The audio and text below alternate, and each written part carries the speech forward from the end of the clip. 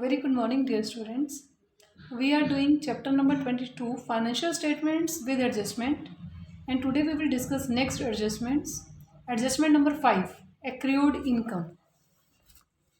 It is quite common that certain items of income, such as interest on securities, commission, rent, etc., are earned during the current year but have not been actually received by the end of the current year.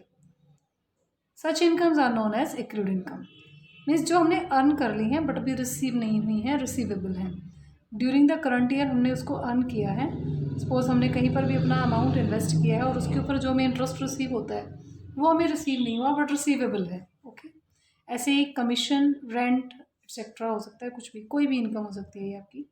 Okay, and treatment of final accounts, इसका हम final accounts में कैसे इसका treatment करेंगे। Such incomes on the one hand first of all will be shown on the credit side of the profit and loss account. पहले तो इसको हम प्रॉफिट एंड लॉस अकाउंट के क्रेडिट साइड में शो करते हैं, फर्स्ट इसकी जो ट्रीटमेंट है। And second treatment it will be shown on the asset side of the balance sheet because this amount is receivable. ठीक है, अभी भी इसको रिसीव होना है, so that's why this is the asset not liability. तो ये सेकेंड इसका जो आएगा ट्रीटमेंट वो होगा इसकी एसेट साइड में। एक एग्जांपल ले लेते हैं। फर्स्ट जो इसका ट्रीटमेंट है that is the credit side of profit and loss account, and second treatment is asset side, it will be shown in asset side, second treatment. Next adjustment is sixth adjustment sorry, income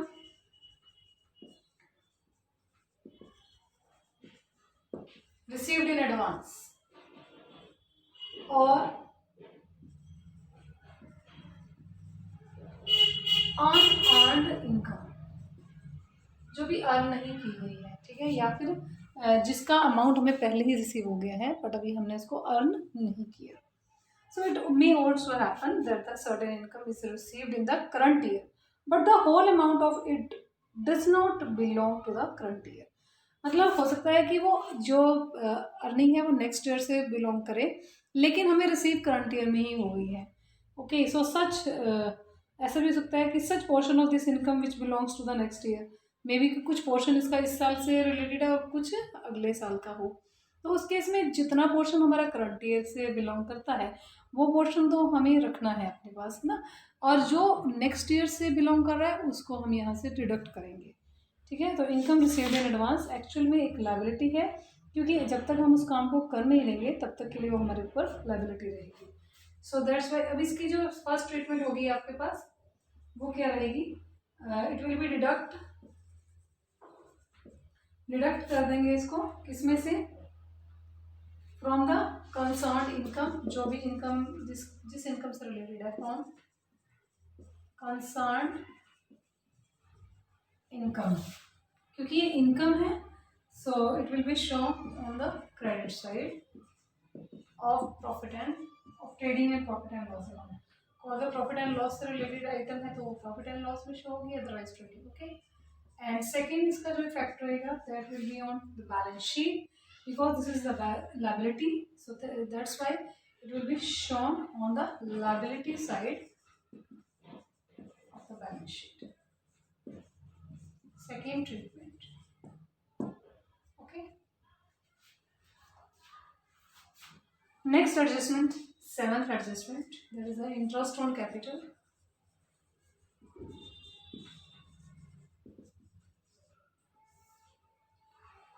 So students, interest at a normal rate is charged on the capital invested by the proprietor in the business.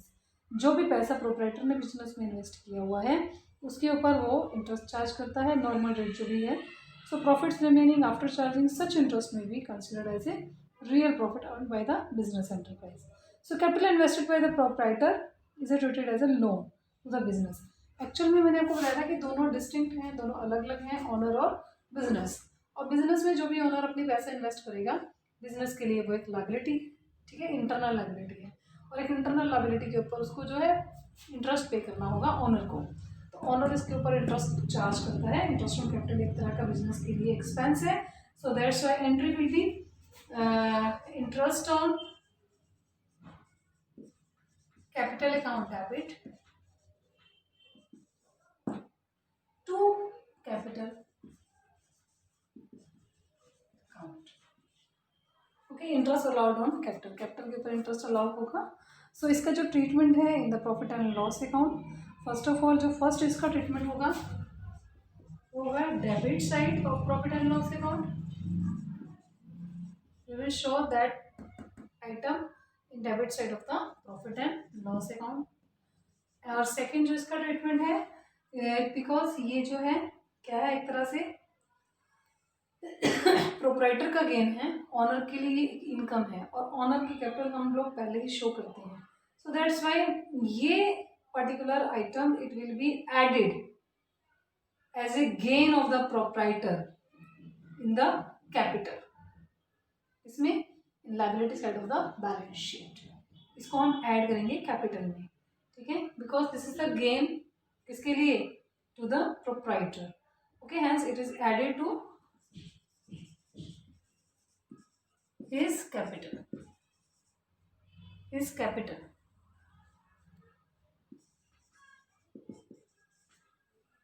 ठीक है, इसकी capital में इसको हम add करके show करेंगे। And next point is interest on drawings, at adjustment.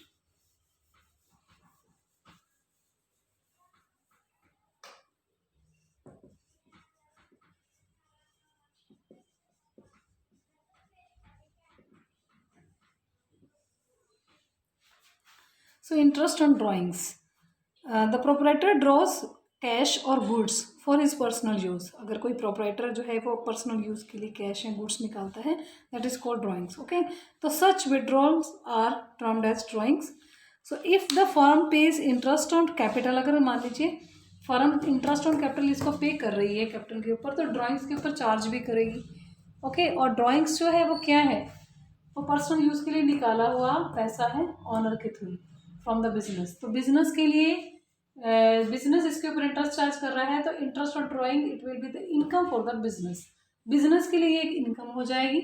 Okay, और इसको हम कहाँ शो करेंगे, इसके जो ट्रीटमेंट है वो क्या होगा, तो interest on drawing is a gain to business, so that's why it is shown on the credit side of the profit and loss account. इसका फर्स्ट इफेक्ट आएगा वो आएगा क्रेडिट साइड में of profit and loss account, ठीक है। और क्योंकि ये ड्राइंग जो है वो क्या है, पे करनी पड़ेगी किसको, ओनर को। So at the same time it is expense from the proprietor's view, proprietor के पॉइंट ऑफ व्यू से ये खर्चा है, तो it will be deducted from the capital. जैसे इसको हम कैपिटल में ऐड कर रहे हैं, it will be deducted from the capital. और कैपिटल कहाँ शो होगी आपको, in the on the liability side of the balance sheet, clear?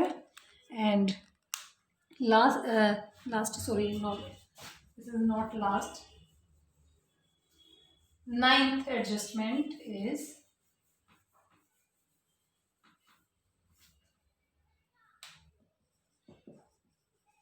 interest on loan, ninth adjustment। तो item of loan appears on the credit side of the trial balance. आपको पता ही है कि एक क्रेडिट आइटम है, ये लाइबिलिटी होती है। It means that the amount has been borrowed from some person और फ्रॉम द बैंक, मतलब या तो बैंक से ले सकते हो, आप किसी पर्सन से बोरो करते हो, तो loan is a liability of the firm. And interest जो इसके ऊपर पे होगा, तो interest on such loan will B an expense, ठीक है। इसके ऊपर जो भी इंटरेस्ट दिया जाएगा वो एक खर्चा है। So if up to the date interest has been paid on the loan, the unpaid interest will have to be calculated and will be treated just like outstanding expenses उसको, ठीक है। तो and second case, if the term of loan appears on the debit side of the trial balance, अगर मान ली अगर तो credit side में है तब तो वो एक तरह का खर्चा है, उसको रिपेड भी करना है, और जब तक हम लोन अपने पास रखेंगे तब तक उसको ऊपर इंटरेस्ट पे करना पड़ेगा। लेकिन अगर लोन आपका डेबिट साइड में शो हो रहा है ट्रायल बैलेंस में, तो it means that the amount has been lent to outsider, it will be the asset, ये एसेट है in the case of the interest on such loan will be the income for the firm. इसका मतलब firm ने वो loan दे रखा है किसी को और उसके ऊपर इंटरेस्ट भी रिसीव करेगी फर्म, जो कि इनकम है, और लोन भी उसको वापस मिलेगा, इसलिए उसको हम एसेट साइड में शो करते हैं। ठीक है, तो दोनों साइड का आपका लोन हो सकता है। अब मैं यहाँ पहले क्रेडिट साइड का लोन लेके चलूंगी, तो assuming that the loan appears on the credit side. Okay, तो interest on it will be the expense. यहाँ पर आपको जो इंटरेस्ट है वो एक्सपेंस है। ठीक है, तो उस केस में उसकी जो रिकॉर्डिंग है, उसका जो ट्रीटमेंट है वो क्या होगा, it will be the recorded on the debit side of the profit and loss account. First जो इसका होगा debit side of the profit and loss account. ठीक है, पहला इसका जो इफेक्ट आपने दिखाना है। और सेकंड पॉइंट जो है इसका, outstanding amount of such interest will also be added to loan account on the liability side of the balance sheet. अगर कोई आउटस्टैंडिंग अमाउंट है, कुछ बकाया है अभी कुछ भी, तो उसको हम ऐड करेंगे लोन अकाउंट में। If outstanding is given, outstanding amount will added in loan account of in liability side of balance sheet. Okay, these are the adjustment. So students, एक हम illustration इसमें करेंगे, illustration number 2. So illustration number 2, from the following trial balance of Shri Ved Vyas, prepare trading and profit and loss account and the balance sheet. Okay, purchases and sales, return inwards, return outwards, carriage, wages and salaries, trade expenses, rent, insurance, everything is given. तो जो भी आपके पास inside में given है उनकी सबकी single treatment. Okay, और जो ये नीचे एडजस्टमेंट है इनकी double treatment. Adjustment first, stock at the end of ₹60,000। So students, इसकी जो फर्स्ट ट्रीटमेंट है that will be in credit side of the trading account, and second treatment it will be shown in the balance sheet in the asset side. ठीक है, and second is depreciation fix asset by 10%। First of all you will calculate 10% on fix assets. तो here fix assets are of ₹3 lakh, you will calculate 10% of 3 lakh, 30,000. Okay, 30,000 we will show in the debit side of the trading and profit and loss account. Okay, like this. To depreciation on fixed asset 30,000, and second treatment it will be deduct from the that particular asset. तो asset में आ जाइए fixed assets minus depreciation by 30,000. Okay, then third treatment, commission earned but not received amount to ₹400. Okay, in adjustment third treatment will be commission जो है वो क्या है, but not received. Okay, earn हो गई है but not received, so that's why this is the accrued commission. So how we can treat, first of all accrued commission we will add in commission in credit side of the profit and loss account, and secondly because this is the accrued commission and this is the asset, so we will show in asset side in the balance sheet. Okay, next adjustment is rent received in advance ₹1,000. So students, received in advance, this is the liability also, and because this is the income, so that's why we will it will be deducted from the rent from the credit side. First treatment, second treatment is the liability, so that's why it will be shown in the liability side of the balance sheet. And last adjustment, allow 8% interest on capital and charge 900 as interest on drawings. So students, first of all you will calculate 8% of capital. Capital का जो 8% you will calculate, ये रहा, capital is ₹2,50,000. Okay, you will calculate 8% of 2,50,000. Or students, point of from the business point of view, this is the expense, so that's why we will show interest on capital in the debit side of the profit and loss account as expense, and from the point of view of the proprietor it is income, so that's why we will add second effect, we will add interest on capital in the capital. ठीक है, proprietor की ये income है लेकिन business के लिए expense है। ठीक है, तो हम इसमें इसको एक बार डेबिट साइड में एक्सपेंसिव साइड में शो करेंगे, and after the second effect we will add interest on capital in the capital, the liability side of the balance sheet. Okay, interest on drawings इसका रिवर्स है, So interest on drawing, this is the income for business, so that's why we will show in credit side by interest on drawings. Okay, and secondly, from the point of view of the proprietor, it is a expense and it will be deducted from the capital. ठीक है, proprietor के point of view से ये उसके लिए खर्चा है और ये उसकी कैपिटल में से हम डिडक्ट करेंगे. ठीक है, कैपिटल में से डिडक्ट करेंगे less drawings, interest on drawings. Okay, drawings भी इसमें से लेस होती है और इंटरेस्ट ऑन ड्राइंग्स भी लेस होगा. ओके, सो बाकी ट्रीटमेंट सेम ही हैं जैसे हम करते आए हैं. सो students, try to do this illustration and you will solve question number 2 from the back exercise of this chapter. Thank you students, have a nice day.